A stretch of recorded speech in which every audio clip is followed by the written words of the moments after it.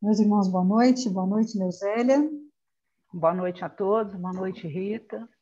Vamos dar mais uma vez início ao nosso estudo do Mildinho, estudo minucioso do Evangelho, à luz da doutrina do Espírito, baseado no estudo do Mildinho de Uberaba, da Luísa Elias, realizado pelo Centro Espírita Francisco de Assis.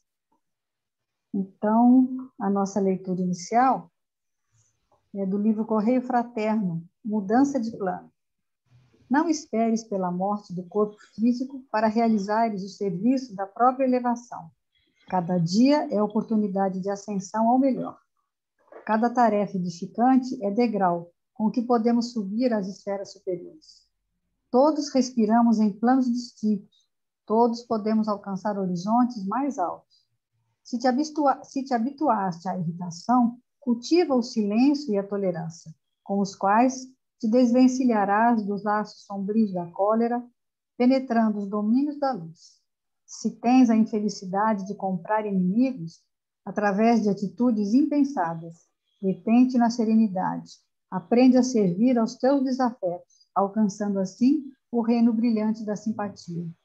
Se ainda te debates nos desvãos da ignorância, não te esqueças do esforço na leitura sadia e edificante para a aquisição do conhecimento e da sabedoria. Há milhões de círculos de vida dentro de nossa residência planetária. O verme agarra-se à escuridão do solo. O batráquio mora no charco. A ave plana e canta na altura. A chama envolve-se nas emanações da luz que irradia. Assim também, cada alma reside na esfera de ideal e pensamento que forma para si mesma. Quem deseja, pois, um mundo melhor, pode avançar, pelo trabalho, pela boa vontade, no roteiro da ascensão, desde hoje. Eu tenho que começar. A nossa prece hoje é do livro, logo na primeira página do livro, Escutando Sentimentos, o médium Vanderlei de Oliveira é o espírito da irmã de Fou. Oração pelo amor. Senhor, estamos exaustos pelos descaminhos por que optamos. Escolhemos o desamor, tombamos na decepção e na revolta. Assegura-nos rumos novos. Ante o convite da ilusão, fortifica-nos para fugirmos dos atalhos e aderirmos à verdade. Falta-nos força e coragem para amar como deveríamos. Por isso te rogamos que supra nossas inibições.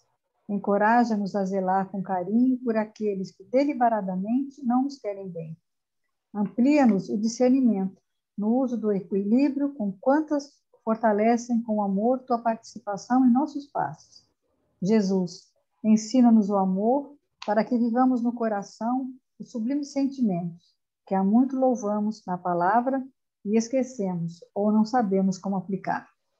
Permita-nos aprender a gostar da vida e amar a nós mesmos, enaltecendo o mundo com a cooperação na obra excelsa do Pai, celebrando a dádiva da vida em nossos caminhos de cada dia. Pela súplica sincera que brota de nossa alma nesta hora, de nós receba, hoje e sempre, a gratidão de quantos te devem, tanto por receber mais que merecemos o teu inesgotável amor. Obrigada, Senhor. Irmã de Fogo. Ela era uma das médias do Kardec, tinha acho que 15 anos, né? Uma menina.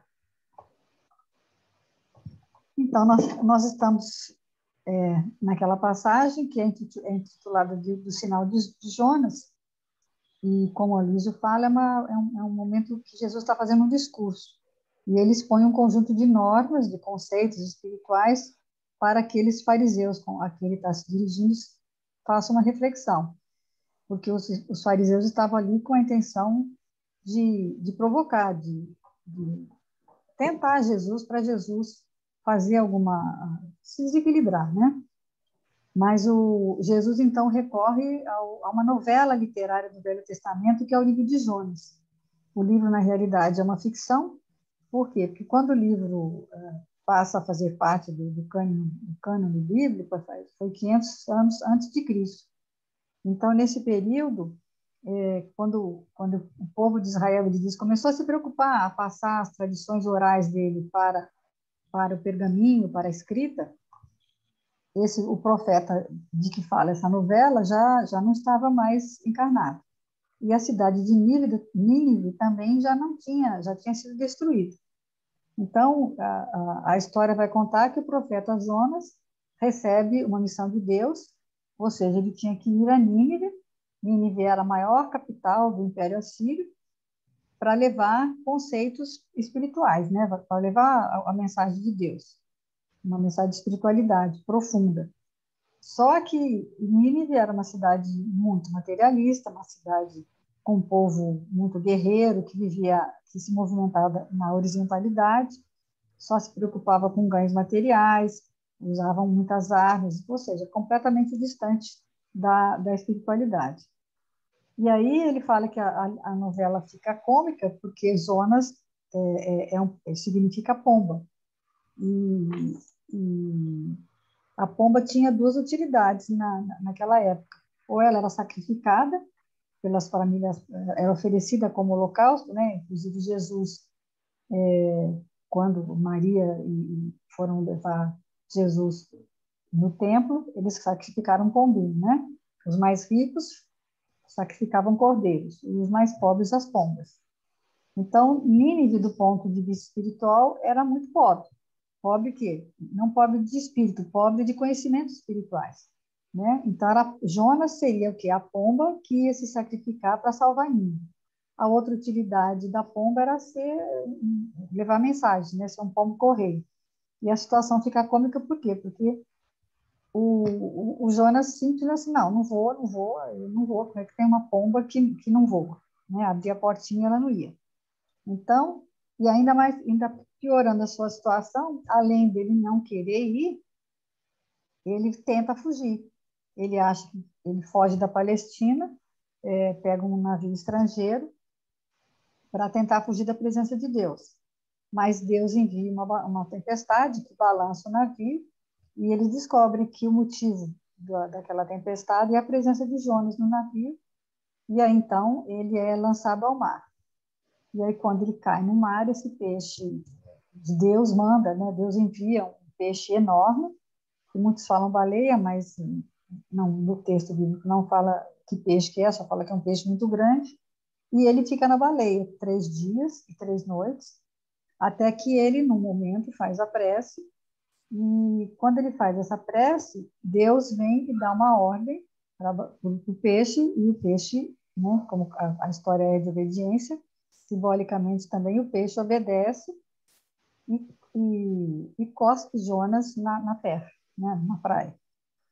E depois desses 3 dias dentro do peixe, que é comparado a uma metamorfose, né, ao animal dentro de um casulo, o Jonas fez essa introspecção e dentro desse período difícil que ele passou, ele se transforma em alguém melhor, mais obediente, né?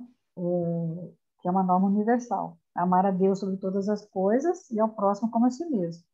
Então, qualquer pecado, qualquer vício mortal está dentro desse mandamento. Então, o Jonas é desobediente. Ele só obedece depois que ele passa por essa situação, né? Ele só tinha que dizer sim. Mas aí, por isso que Jesus pergunta aos fariseus, qual que é o maior mandamento, né? E aí os fariseus respondem que o maior é amar a Deus sobre todas as coisas. Por quê? Porque ele engloba tudo. Quando você faz, né, isso a gente já falou semana passada, dos 10 mandamentos, os dois afirmativos, né, amar a Deus sobre todas as coisas, honrar pai e mãe, de todos desses dois advém todos os outros. Então, se você é sovina, avarento, se você não perdoou, qualquer coisa que você não faça, se você é bruto, ganancioso, se você rouba, se você não perdoa, se você não tem compaixão, você está transgredindo esses dois mandamentos. Então, aí Jonas vai a Nínive e demora também 3 dias para atravessar. Então, Paulo também, e aí ele vai fazer a alusão a Paulo, né, que fica 3 dias e 3 anos no deserto com a Prisca e o Áquila, e depois da sua peregrinação até a conversão, são mais 3 décadas, né? A conversão é no ano 34 e o seu martírio é no ano 64, são exatamente 3 décadas. Jonas fica 3 dias no peixe, como Paulo também ficou no deserto. Então, o que acontece é isso, que Nínive, né, se converte, mas só na novela. Só a Nínive histórica não se converteu, obedeceu pagã e materialista, violenta e cheia de vícios. Então, na realidade, o recado que está sendo transmitido é para o povo de Israel. Por que Nínive não se converteu? Porque Israel não obedeceu, não foi levar a palavra de Deus a Nínive, né? Se Israel tivesse ido, talvez Nínive tivesse convertido. Podia até que ser não, né? Mas ela não fez a parte dela. Ou seja, os profetas, né? Ele fala que os profetas não agiram de acordo, eles foram como Jonas, né? Jonas era um profeta. Como profeta, ele tinha que levar a palavra de Deus, e ele se negou. Então, ele fala que aí ele foi até Nínive obedientemente, mas não resignadamente. Porque a resignação é o consentimento do coração e a obediência é o consentimento da razão. Tanto é que quando ele chega lá em Nínive, e ele raciocina, né? Não, eu sou profeta, ele já passou 3 dias dentro da baleia, ele fala, eu vou, tudo bem. Ele se iluminou, mas de forma racional. Ele só obedeceu. Mas quando ele terminou a tarefa, Deus, a Nínive da ficção, se converte, ele fica aborrecido, porque ele acha que Deus não podia perdoar ele, porque ele não amava ele. Aí ele vai e se esconde, sai da cidade, aborrecido, e se esconde num arbusto, que alguns falam boboreira, o Luiz fala que é um pé de mamona, um arbusto pequeno, de 1 metro, mas que fazia uma sombra. Isso no deserto é um achado, né? Só que Deus vem e destrói a árvore. E aí ele fica muito triste, aborrecido.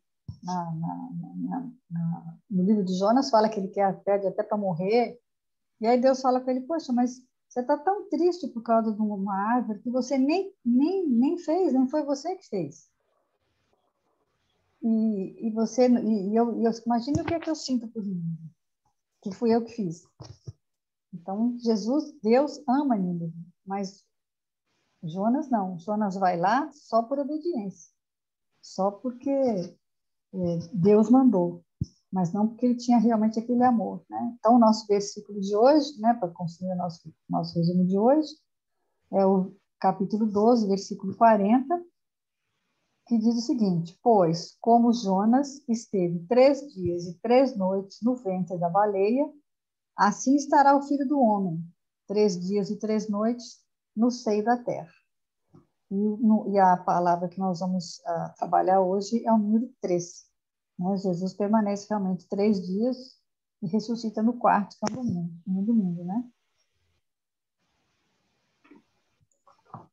Então, o resumo que é da também obra. uma encenação profética, né? Do simbolismo, né? Do 3, né?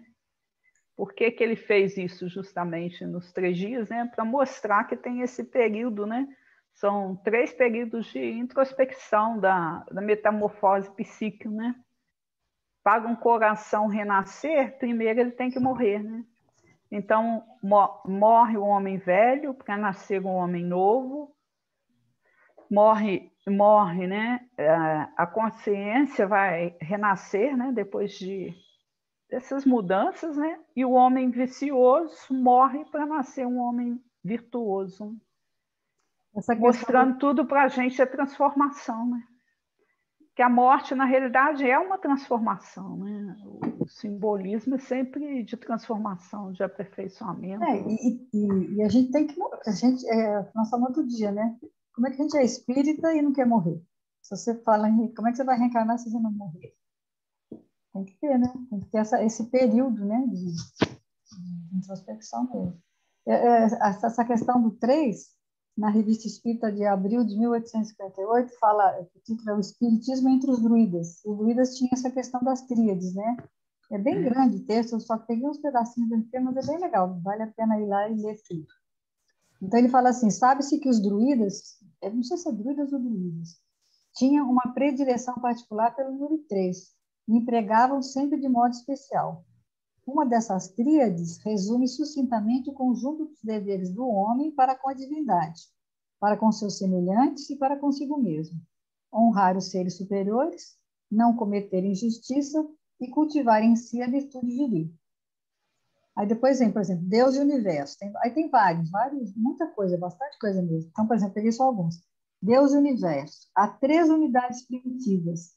E de cada uma delas não poderia existir senão uma. Um Deus, uma verdade e um ponto de liberdade. Isto é, o ponto onde se encontra o equilíbrio de toda oposição. 3 coisas procedem das 3 unidades primitivas. Toda vida, todo bem e todo poder. Aí ele vai falar dos 3 círculos, 3 estados sucessivos dos seres animados. O estado de descida no abismo, o estado de liberdade na humanidade e o estado de felicidade no céu. 3 fases necessárias de toda existência em relação à vida. O começo, que eles dão o nome lá de Anolfo, a transmigração, que eles chamam de Abredes, e a plenitude, que chama de Winfried. E sem essas 3 coisas, nada pode existir, exceto Deus. 3 coisas necessárias ao triunfo do homem sobre o mal: a firmeza contra a dor, a mudança, a liberdade de escolha. Com o poder que o homem tem de escolher, não se pode saber antecipadamente para onde irá. Olha que interessante. 3 coisas necessárias ao triunfo sobre o mal: a firmeza contra a dor, a mudança e a liberdade de escolha.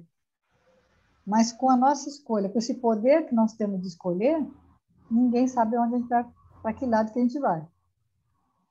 As 3 coisas principais a obter no estado de humanidade: a ciência, o amor e a força moral, no mais alto grau possível de desenvolvimento, antes que sobrevenha a morte.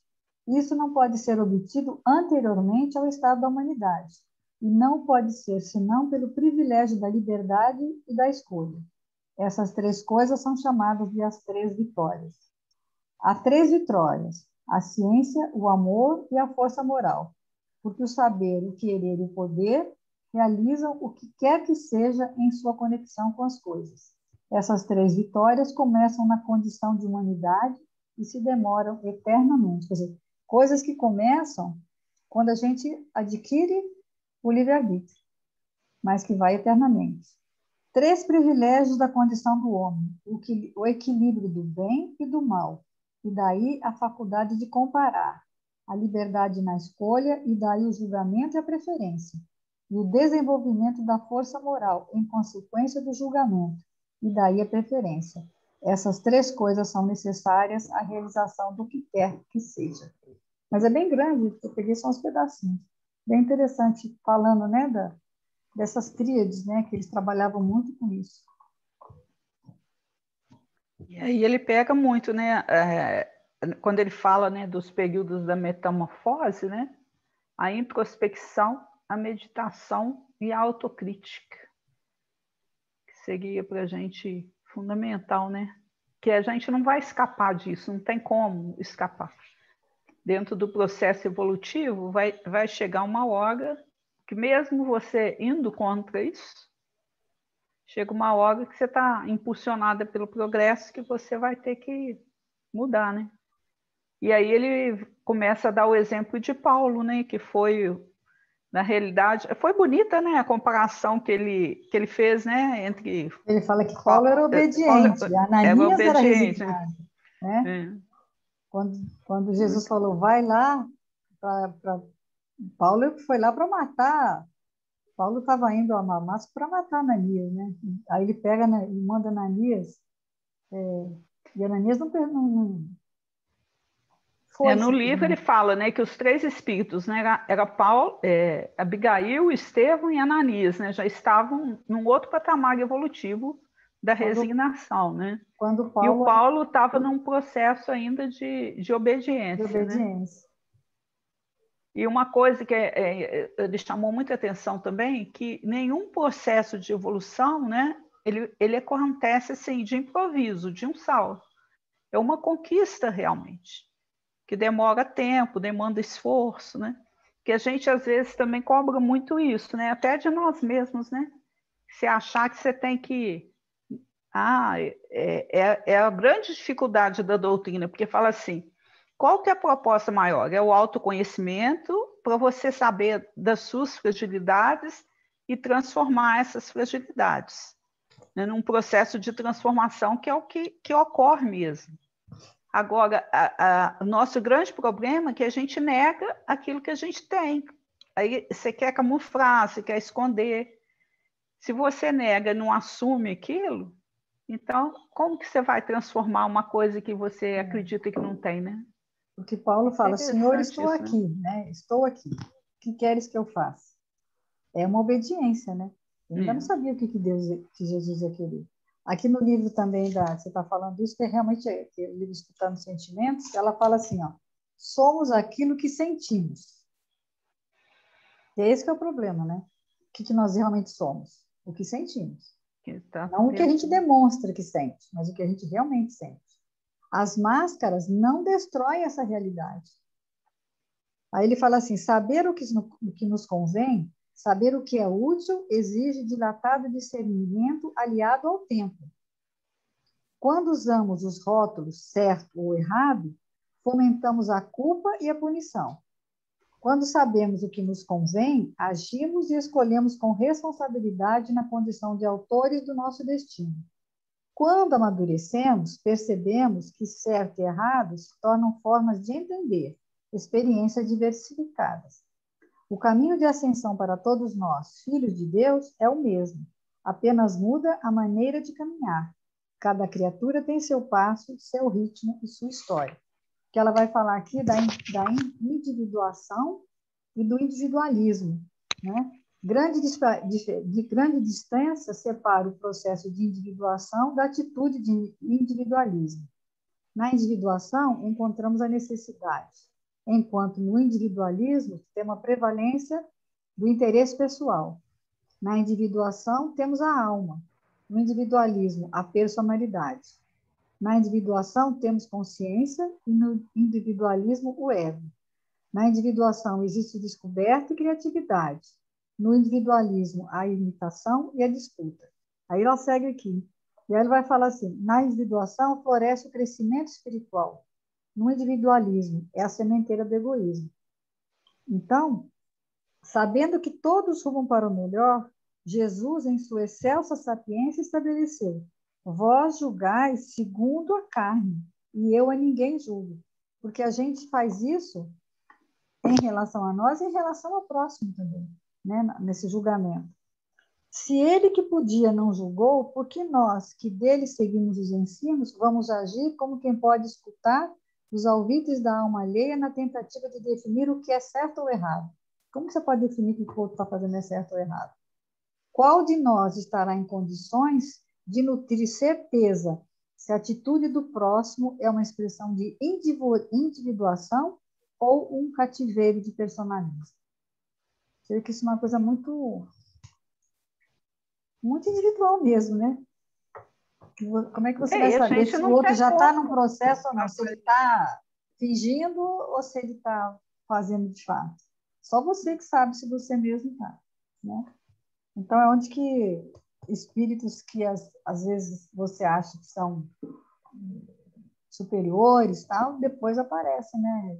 Em reunião mediúnica ou em livros da doutrina, dizendo que não chegaram lá tão iluminados quanto achavam que iriam, ou que as pessoas achavam que iriam. Porque a resignação é uma questão muito de tempo, né? De maturidade mesmo, que a gente ainda não tem, a gente ainda não de faz. Sentimento, né? É o sentimento mesmo, né? E é interessante, né? Porque quando você fala assim, da visão, né? Que o espírito não pode retroceder, né? Na realidade, a gente acha sempre que a pessoa está retrocedendo, né? Na nossa inferioridade, na nossa questão de julgamento, quando a gente estabelece, né, o que é certo, o que é verdadeiro, né, o que é o erro, Mas por que a gente acha que a pessoa retrocede? É porque, no fundo, intimamente, você não sabe o que ela é. Então, ela pode ter usado personas durante a vida, mas intimamente ela era exatamente, né, aquilo que era. Então, a gente não tem como avaliar isso, é sempre Deus, né? E a gente tem que evitar esse tipo de julgamento mesmo, porque o íntimo de cada um.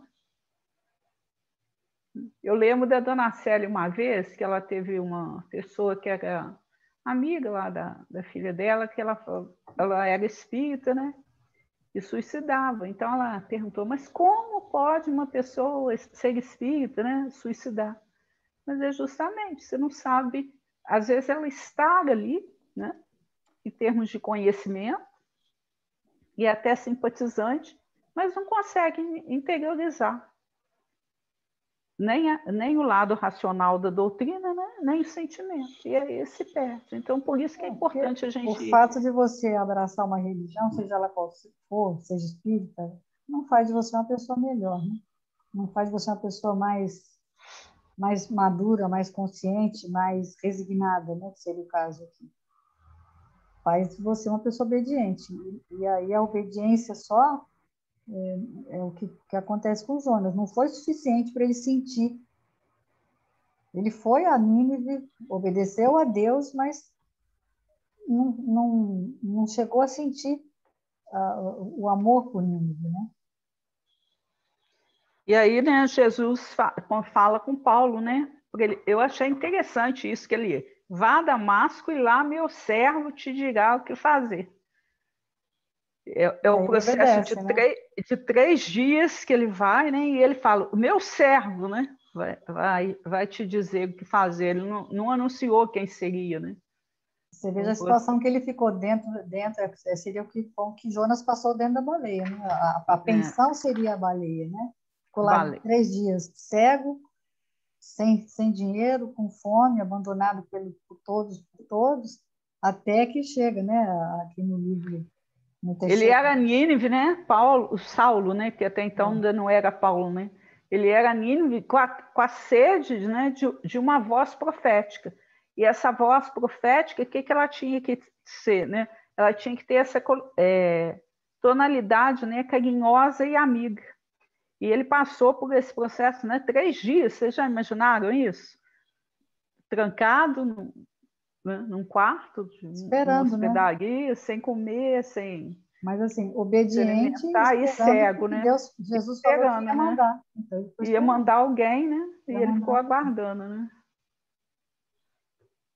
A frase é muito bonita aqui na frase. Deixa eu ver.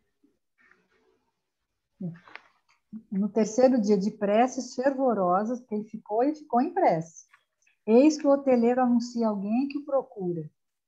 Aí ele pensa assim, seria Sadoc? Sadoc era o melhor amigo dele, É. era quem ele podia esperar, né? Saulo tem sede de uma voz carinhosa e amiga. Quer dizer, nesse momento ele é a Nínive com essa sede dessa voz profética. Dessa voz profética. É. E a gente fica pensando, né? Ele fala, o Paulista fala, quantas pessoas à nossa volta têm essa sede de uma voz carinhosa e amiga, e Deus nos manda, né? Deus nos, né? Através dos amigos espirituais, alguma coisa, pede, né? E a gente se nega, né? A gente é desobediente, é egoísta. E aí ele fala com o hoteleiro, né? Manda entrar. Um velhinho de semblante calmo e afetuoso ali está, sem que o convertido possa ver-lhe as cãs respeitáveis e o sorriso generoso. O mudismo do visitante indicava o desconhecido. Acho essa passagem linda, gente. Fico até emocionada. É Quem interessante, porque sois? ele está cego, e o Hum, outro não fala, que é o mudismo, mas ele sente, né? Ele É, sente a presença eu entendi isso, né? Ele não podia ver os cabelos brancos, não podia ver o sorriso dele, né? E aí ele pergunta, quem sois, né? Pode continuar. Quem sois? Pergunta o cego admirado. Irmão Saulo, replica o interpelado com doçura. O Senhor que te apareceu no caminho enviou-me a esta casa para que tornes a ver e recebas a iluminação do Espírito Santo. Ouvindo, o moço de Tarso tateou ansiosamente nas sombras. Quem seria aquele homem que sabia os feitos lá da estrada? Algum conhecido de Jacó? Mas aquela inflexão de voz enternecida e carinhosa? Vosso nome? Perguntou quase aterrado. Ananias. A resposta era uma revelação. A ovelha perseguida vinha buscar o lobo voraz. Gente, isso é lindo, né? Imagine se fosse a gente, né? É. Ah, vai lá, né? Ananias sabia que Saulo estava perseguindo, buscando, né? Para acabar com ele. Aí escuta uma voz e vai lá, né? Para ajudar o outro. Será que a gente iria? É o adversário. Aí a gente vê a importância da resignação mesmo, né? É o consentimento É do o mesmo coração. sentimento Ele que às vezes simplesmente tem. foi. E às vezes é o mesmo sentimento que você tem em relação, às vezes até em relação a algum familiar, alguém que você quer, a gente tem, né, essa ideia, é o mesmo sentimento de Jonas em relação a Nínive. Por que ele não foi para Nínive? Ele tinha medo, porque ele ia passar para eles conceitos completamente diferentes do que eles viviam. Aí ele ainda fala, né, que a questão do medo, né? A raiva é a mãe da covardia, o medo que você sente, né? E aí ele chama a atenção que a gente se afasta das pessoas por medo do que ela possa nos fazer, esquecendo do bem que poderíamos fazer a ela. E quantas vezes a gente não faz isso mesmo? Você fica na zona do comodismo e se afasta de uma pessoa, supondo, né, estabelecendo um julgamento. Ah, não, mas ela pode fazer isso, ela pode me responder mal, ela pode me xingar. Mas, na realidade, qual que é a proposta do Evangelho? É o bem que eu possa fazer a qualquer um. Mas a gente é forte, se omite pelo medo, né? Filha do medo, a raiva é a mãe da covardia. Primeiro você tem medo, aí você afasta, fica com raiva, mas na realidade o que é que foi? Uma covardia. Porque você não tem a coragem do enfrentamento. De enfrentamento, de se colocar numa posição, de se posicionar numa situação que é completamente diferente da multidão. E ele fala sempre, né, que o bem, fazer o bem é um vale fértil, que a gente se perde esquecendo disso. Então, você omite, faz a omissão e aí você deixa, né? É aquilo que eu falei semana passada, né? Se você deixa de fazer o bem, você cede terreno para que o mal aconteça. Então, quando a gente se deixa dominar pelo medo, a gente está, né, fazendo com que a o mal gente evita, né? Uma pessoa que você evita essa pessoa porque tem medo do quê? Do mal que ela possa fazer para você. Só que em nenhum momento a gente cogita do bem que nós podemos fazer para ela. Ou seja, ele diz assim, ó, o deserto está dentro de nós, nosso coração é árido. Por isso que a voz de um profeta na nossa vida é um olho d'água, como uma fonte que começa a brotar, e transforma o nosso deserto interior em um vale fértil, um jardim do Éden, né? A gente não enxerga assim, né? Porque também é mais fácil você, ah, não, aquele ali não dá para mim, aquele ali não tem jeito. E o pior é que a gente faz, né? Atravessa a rua, finge que não viu, deixa de dar carona. A carona para mim é um problema isso, sério. a gente não se vê enquanto espírito num processo de evolução. No dia que a gente tiver bem delineado isso dentro dos nossos corações, aí vai ficar mais fácil a gente vencer todas essas questões, né? Porque, inclusive, né, no caso, acho que o Ananias foi quem tinha iniciado a Abigail. Então, Ele fala aqui na o continuidade, motivo né? dele ter ido para lá era realmente para exterminar Ananias, né? Aqui ele já fala, ó, Saulo compreendeu a lição que o Cristo lhe ministrava. A presença de Ananias revoca-lhe a memória os apelos mais sagrados. Fora ele o iniciador de Abigail na doutrina e o motivo da viagem a Damasco, onde encontrara Jesus e a verdade renovadora. Tomado de profunda veneração, quis avançar, ajoelhar-te ante o discípulo do Senhor, que lhe chamava ternamente irmão, auscultar-lhe enternecido as mãos benfazejas, mas apenas tateou o vácuo, sem conseguir a execução do gratíssimo desejo. Quisera beijar vossa túnica, falou com humildade e reconhecimento, mas como vedes, estou cego. E essa frase aqui que é linda agora, olha. Jesus mandou-me justamente para que tivesse de novo o dom de vista. Olha como é que é lindo isso, gente. O dom de Mas ver, não é né? só a vista, né, Não é física, a né? material, né? Porque ele sentiu o quê? Que Paulo estava totalmente o quê? Transformado. Então não foi só a visão material, é a visão espiritual que havia, né, se transformado. Depois ele fala lá embaixo, agora, disse Ananias, impondo-lhe as mãos nos olhos apagados e num gesto amoroso. Em nome do Salvador, peço a Deus para que vejas novamente. Aí é muito lindo que o Paulo responde, né? Se é do agrado de Jesus que isso aconteça, advertiu Saulo compungido, ofereço meus olhos aos seus santos serviços para todo sempre.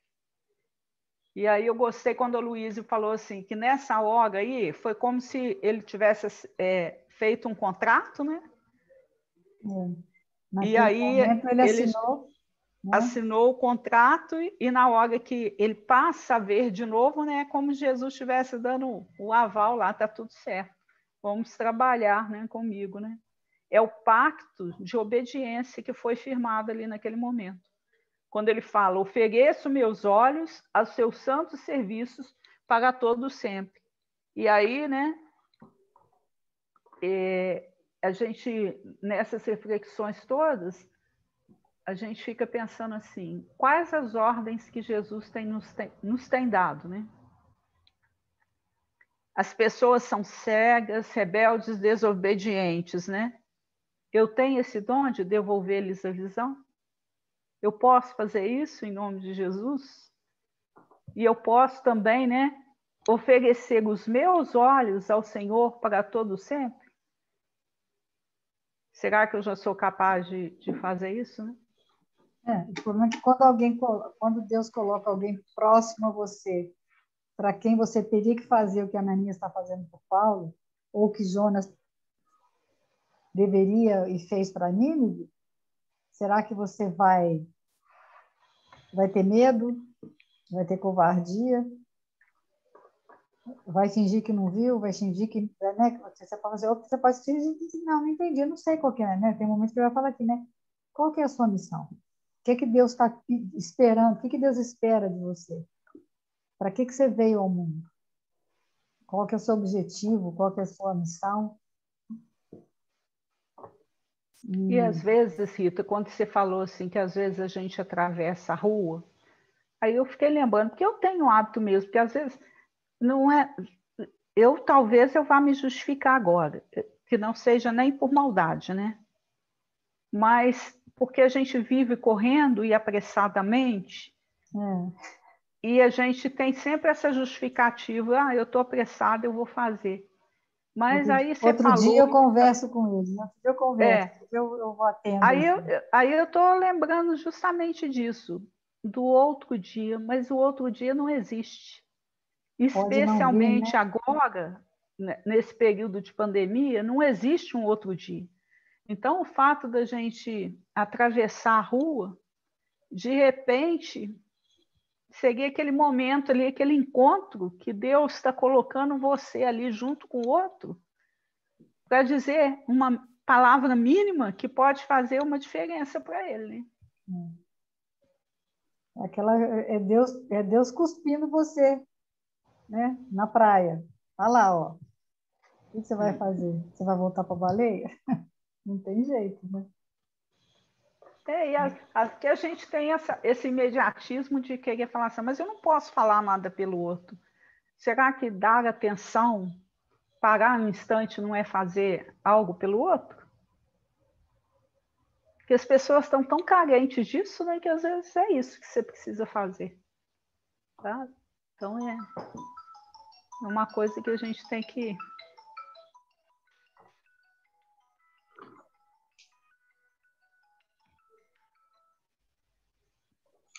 Acho que ele vai para a segunda. Que aí ele fala que depois disso tudo que Paulo vivencia, né, passaram-se o quê? 30 anos. E aí ele tinha um sonho de quê? O que o Paulo queria fazer? Ir para Roma, né? Mas aí, quando ele está decidido a ir para Roma, o que acontece? Chega, né?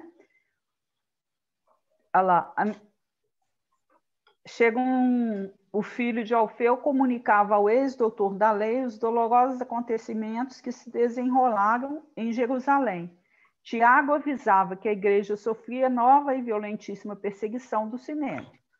Então, o Paulo ficou assustado, porque chega essa mensagem e o Tiago expondo, né, na mensagem a dificuldade que a igreja estava passando. Precisava dele lá, né?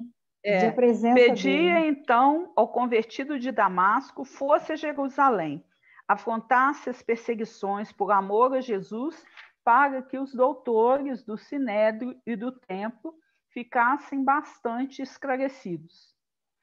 Paulo de Tarso terminou a leitura e lembrou o passado. Com que direito lhe fazia o apóstolo Galileu semelhante pedido? Tiago sempre se colocava em posição antagônica. Então, aí ele já ficou bem melindrado, né? Porque ele lembrou o passado lá, quando ele teve aquela dificuldade com o porque ele praticamente Paulo, né? foi expulso, né? Tiago assumiu a igreja, né? E começou a fazer as coisas do jeito que ele queria, coisa que quase nunca acontece, né? Né? Aí, como foi, não estava de acordo, falou para ele ir embora. E aí Paulo foi, né, foi viajar pelo Mediterrâneo e Tiago ficou responsável pela igreja de Jerusalém. Então, que pensa assim, poxa, ele não achou que ele era... Acho que na mente dele, acho que foi isso, né? Tá vendo? Agora está pedindo ajuda. Como é que ele pode pedir ajuda para mim se ele não quis que eu ficasse lá? Agora ele que se vire, né, com os problemas, né? Aqui, ó, em que pesasse a sua índole impetuosa, franca, inquebrantável, não podia odiá-lo. Então, quer dizer, já tinha algum ensinamento, né? Entretanto, não se sentia perfeitamente afim com o filho de Alfeu, a ponto de se tornar seu companheiro adequado em lance tão difícil. A desculpa, né? A desculpa, né? Desculpa. Não, que a gente usa sempre. A gente usa, Aí não. é muito Não dá legal para mim, também. não, né? Esse aí não. Procurou um recanto solitário da igreja, sentou e meditou. E aqui ele falou da simbologia do sentar, né? E meditar. Que o sentar aí tem duas situações, né? A questão de você acalmar, né? Fazer uma E a pausa, pausa né? que você precisa fazer, sem estar na Horizontalidade, horizontalidade, né? E meditar que seria o quê? É traçar um foco, né? E quando você senta, o coração e a razão continuam na mesma verticalidade, quer dizer, você está diferente de ser deitado, né? Mas o meditar é você... que a gente acha que meditar é esvaziar a mente, né? Aí ele falou que é a visão errada que a gente tem. Meditação não é você esvaziar a mente. Meditação é você ter um foco, um objetivo, né? E ali, qual era a questão do foco ali? É falar de Deus, né? E quando você acalma, eu gostei também disso, Rita, quando ele fala, é o canal mediúnico, né? Quando você senta, aí você está na passividade, silencioso, você está servindo de canal mediúnico para quê? Você sabe uma Para coisa que está escutar a acontecendo voz, né? comigo? Eu estou assim, por conta desse problema cervical que eu tive, eu parei de digitar no computador. Então, quando eu estou estudando, eu estou escrevendo mesmo, né? E só esse fato de eu escrever, para mim, é completamente diferente, sabe? Assim, o aprendizado, o que eu estou aprendendo em relação a... Não está ficando gravado e tal, depois até jogo fora. Mas a Mais calmo e sensibilidade disso tranquilo. é mais tranquilo para mim, rola, sabe? Fica mais gravado o estudo para mim do que quando eu estava digitando, porque eu realmente estava me prejudicando. Principalmente porque aqui em casa eu digito no notebook, que é diferente de ter um computador, que a ergonomia já não fica tão... Aí eu levanto a ombro e tal. Então, escrevendo, eu vou numa boa. Mas, assim, outro dia eu percebi que teve um momento que eu dei até, estava cansado, eu dei uma cochilada e acho que eu continuei escrevendo, mesmo cochilando, sabe? Escrevi uma outra coisa completamente diferente. Você acha que eu estou psicografando aqui? Porque fiquei com essa sensação, sabe? Assim, de aprendizado mesmo maior só porque eu estou escrevendo. É uma forma diferente de você fazer as coisas, né? Então, quando você muda, é o que ele fala, né?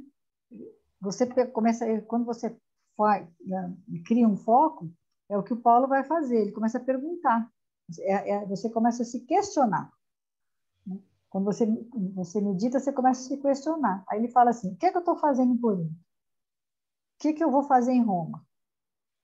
O que é que eu quero, né, fazer em Roma? O que está sendo pedido para que eu faça em Jerusalém? Qual a diferença? Tanto faz ele estar em Jerusalém, tanto faz ele estar em Corinto ou em Roma, o que ele vai falar é falar de Deus. Não importa onde ele esteja, né? E com que grau de dificuldade que ele vai fazer. E Então, quando falar ele, de Deus é em né? qualquer lugar, né? Ele abriu, que você falou, né? Ele abriu um canal mediúnico e aí veio essa sugestão do alto. E é isso que você tem muito que fazer, perguntar, né? Fazer aquelas questões de... Eu falo muito assim, que é o custo-benefício, o que é bom, o que é ruim, dentro daquilo que você estabelecer esses julgamentos para você mesmo, né? De, qual que é o resultado que você vai obter das coisas. E é só na meditação mesmo, no momento de você ficar... Porque quando você está acelerado, que você está vivendo a vida dentro da multidão, dentro do que as pessoas esperam que você faça, dentro do que as pessoas pedem que você faça, que exigem às vezes que você faça, no dia a dia, na rua, em casa, no trabalho, nas várias frentes de trabalho que a gente cria, né, que a gente vai tendo, tem que ter um momento que você tem que, né? Até na ginástica, às vezes eu estou na ginástica, eu dou uma parada e o cara fala assim, o quê? Oh, vamos, vamos. Eu falei, não, meu filho, tem a pausa, tem o tempo do pause para você, né? Respirar fundo e dar continuidade para fazer, né? E aqui foi muito interessante também que quando ele abrindo esse canal mediúnico, né, experimentando certas relutâncias íntimas em renunciar à partida para Roma, não obstante o projeto formulado em Efésio, nas vésperas da Revolução de Ourives, de só visitar a capital do Império depois de nova excursão a Jerusalém, procurou consultar o Evangelho, por desfazer tão grande perplexidade. Então, naquela luta íntima que ele estava, né? O que ele procurou? O Evangelho. E a gente imagina que estava abrindo, o Evangelho não estava abrindo, né? Porque não tinha livro, né? Eram os Ele pergaminhos, né? Ele desenrolou os desenrolou, né? pergaminhos, né? E abrindo-os ao acaso, leu a advertência das anotações de Levi. Concilia-te depressa com o teu adversário. Diante dessas palavras judiciosas, não dissimulou o assombro. E aí ele fala, quando ele não dissimula o assombro, quer dizer que ele tomou a resolução de ser o quê? Obediente. Porque se ele fosse resignado, só lá na frente, só de já receber a carta, ele já não ia questionar nada e ia, né? E não ia nem Mas como consultar ele evangelho ficou, nenhum, né? diante dessas palavras judiciosas, não dissimulou o assombro, recebendo-as como um alvitre divino, para que não desprezasse a oportunidade de estabelecer com o apóstolo Galileu os laços sacrossantos da mais pura fraternidade.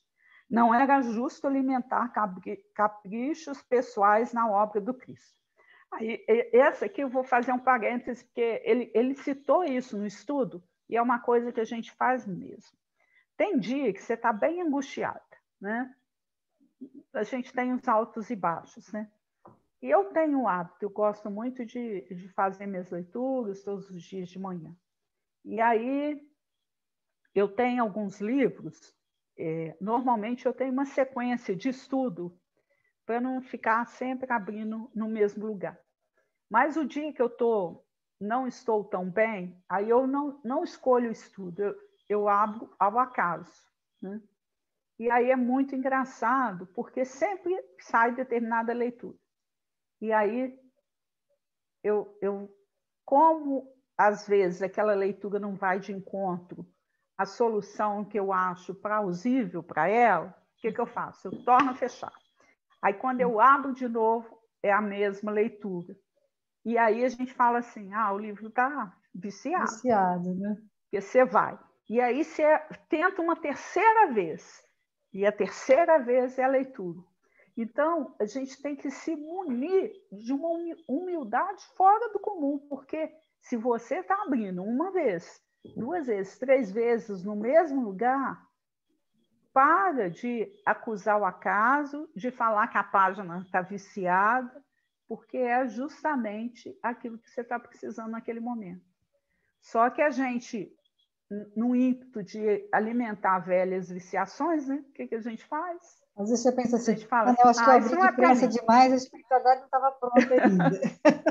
Mas não estava. Não é para Olha, eu vou mim. avisar, vou abrir, tá?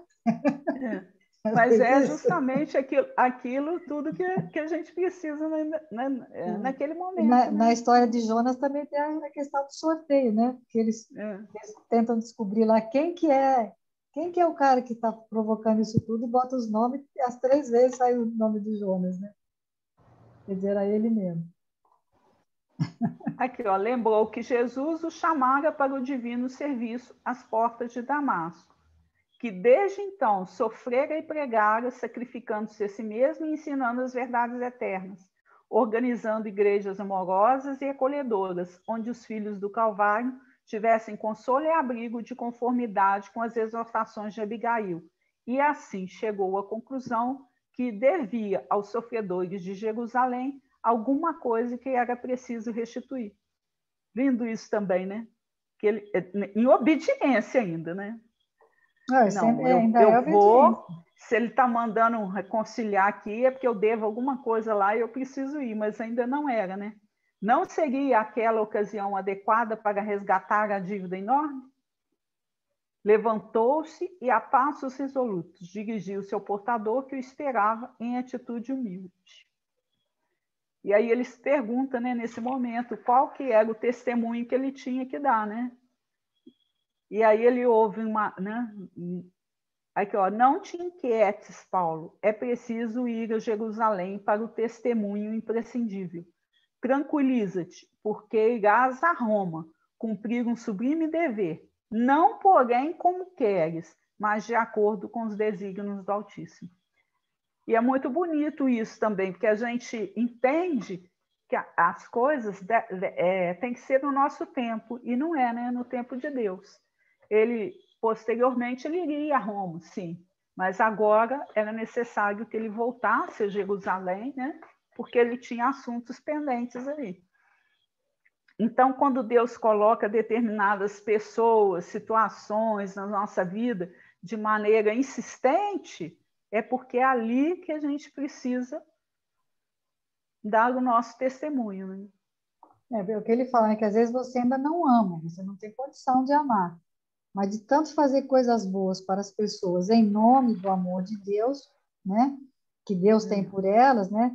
De repente você começa a sentir alguma coisa diferente, como, né? parecido com esse amor de Deus, que Deus sente por ele, né? Então, ele fala que o amor é fruto da prática, do exercício diário de benefício ao semelhante. Então, às vezes, você realmente começa a fazer por obediência, porque sabe que é o melhor a fazer, mas não porque você ainda está resignado. Mas devagarinho, bem devagarzinho, né? Aí ele E a fala... gente tem... Desculpe. Pode falar. É porque eu já ia ler, mas aí pode falar. Não, pode falar. Não, o que ele fala é que no feito em perspectiva não era Tiago interessado na sua presença em Jerusalém, era a igreja. Era a sagrada instituição que se tornara tutora dos pobres e dos infelizes. Quer dizer, na realidade, ele não estava atendendo, não seria para ele atender ao Tiago, mas a demanda da igreja, que essa era o maior, né? Que a gente não pensa nisso, né? Às vezes você acha que você vai agradar a pessoa, ou desagradar porque você não vai, né? Então, dirigi-se ao portador e disse: Amigo, vem descansar, que bem precisas. Levarás a resposta em breves dias. Ireis a Jerusalém. Aí o Abdias, né, que é o rapaz que trouxe a mensagem, pergunta: Ireis a Jerusalém? Com ansiedade, ele pergunta, como se conhecesse a importância do assunto. Sim, a resposta de Paulo, né? Quando Então, aí o Aloysio fala quanto transtorno não poderia ter sido evitado, né? Se Jonas simplesmente falasse sim. Ele não teria parado, né? Quantas coisas que a gente passa às vezes porque não faz exatamente aquilo que tinha que ser feito, né? Ele vai agora para o prefácio do livro, né? Há 2000 anos também, né? Quando ele fala que a gente tem mania de falar, mas Paulo foi convocado lá nas portas de Damasco, e nós não, né? Aí ele fala, o Emmanuel, né, faz acho que o prefácio é dele mesmo, né? Não nos detenhamos nessa posição extremista. Queremos recordar que Paulo recebeu a dádiva santa da visão gloriosa do Mestre, às portas de Damasco, mas não podemos esquecer a declaração de Jesus relativa ao sofrimento que o aguardava por amor ao seu nome. Certo é que o inovidável tecelão trazia o seu ministério divino, mas quem estará no mundo sem um ministério de Deus? Muita gente dirá que desconhece a própria tarefa, que é insciente a tal respeito, mas nós poderemos responder que, além da ignorância, há desatenção e muito capricho pernicioso. Os mais exigentes advertirão que Paulo recebeu um apelo direto, mas, na verdade, todos os homens menos rudes têm a sua convocação pessoal ao serviço do Cristo. As formas podem variar, mas a essência ao apelo é sempre a mesma. Muito bonito, né? Que a gente... Todos nós, ou bem ou mal, somos profetas, né? Temos nossa todos missão. nós estamos Agora, sendo convocados, né? é só saber quem que é a nossa Jerusalém, quem que é a nossa Nínive, né? Que nós estamos deixando de atender e deixando de ir. É o desafio que a gente tem aí, né? A essência é sempre a mesma, né? As formas vão variar, mas a gente está sendo convocado o tempo todo para fazer. É o que ele fala, né? O convite ao ministério chega às vezes de maneira sutil e inesperadamente. A maioria, porém, resiste ao chamado generoso do Senhor. Ele usa a expressão, né, a nossa desatenção, né, em relação às coisas espirituais. O quanto que a gente precisa estar atento, né? Corrida no nosso horário. Precisamos encerrar. Temos mais leituras lá, mas... Você deixa, depois você me passa as coisas, as minhas não estão aqui, mas... Acho que é recado dado, né? É isso, com certeza. Né? Como ele terminou lá, como é que ele terminou? Ele fala do Capitão Nascimento, né? Missão dada, missão cumprida. É verdade. Mas você tem que estar o quê? Atento, né? Atento, sem medo, sem covardia, né? A frase tá, né? O medo, né? Medo, a raiva e a covardia, que é o que faz a gente não recuar e aí vai dando um monte de... Por isso que a meditação é importante, porque quando você medita, ela te traz a responsabilidade. Você realmente é uma conexão, né? Quando você está conectada com o plano espiritual, você tem mais suporte para poder criar essa conexão e gerar essa responsabilidade, né? Você Então falou que tinha vamos uma encerrar. leitura, não tinha? Você falou de tarde que você tinha uma leitura muito boa, não é? Tem, mas não Vai dar tempo? tá, vai dar tempo, não. São 21h14 já. Vai ficar grande. Vamos terminar. Essa leitura, ela está esse autor, ele fez uma compilação do Reformador, sabe? De 1933 a 1950. Artigos publicados no Reformador de espíritos diversos. E eu fiquei encantada de ver, porque ela é de 1948, igual eu te falei. E é super atual a mensagem do Emmanuel, sabe? Mas vale a pena ser lida, mas e comentado, para a gente ver a profundidade e a seriedade que a gente precisa ter em relação à vida. Então, assim, para fazer rapidamente, acho que aí é A perder. gente comenta no outro dia, ou então fica Em a outra dica, né? oportunidade, É né? igual esse Fica a negócio dica. dos druidas também é muito interessante, porque tem muitas, vai falando de várias tríades e uma sequência de acontecimentos mesmo, sabe? Uma lógica bem legal, bem interessante. E eu vou encerrar também com uma poesia de João de Deus, também do Reformador, de janeiro de 1948, que chama Carta do Coração. Rogando que Jesus, né, continue nos envolvendo aos dias e horas, para que a gente consiga despertar que a nossa missão é a fraternidade. Existem irmãos nossos aí nos esperando, né, de braços estendidos e mãos suplicantes. Que a gente possa ter isso vivo em nosso coração. Meu irmão, segue à frente. Não te doa a pedrada que deixa cicatriz. O coração que a fé louva e bendiz, sabe aceitar a dor que aperfeiçoa. Guarda a simplicidade humilde e boa, e embora a luta e o pranto, ser feliz. Jesus jamais se esquece do aprendiz que espera, crê, trabalha, ama e perdoa. Agradece aos espinhos da jornada, às angústias e lágrimas da estrada, bênçãos do eterno sol renovador. Nega a ti mesmo, sofre e renuncia. A cruz terrestre é a chave de alegria para a glória no reino do Senhor. Muita paz para todos nós e uma boa semana a todos. Boa semana. Boa semana, se Deus quiser. Vamos em Deus paz. quiser.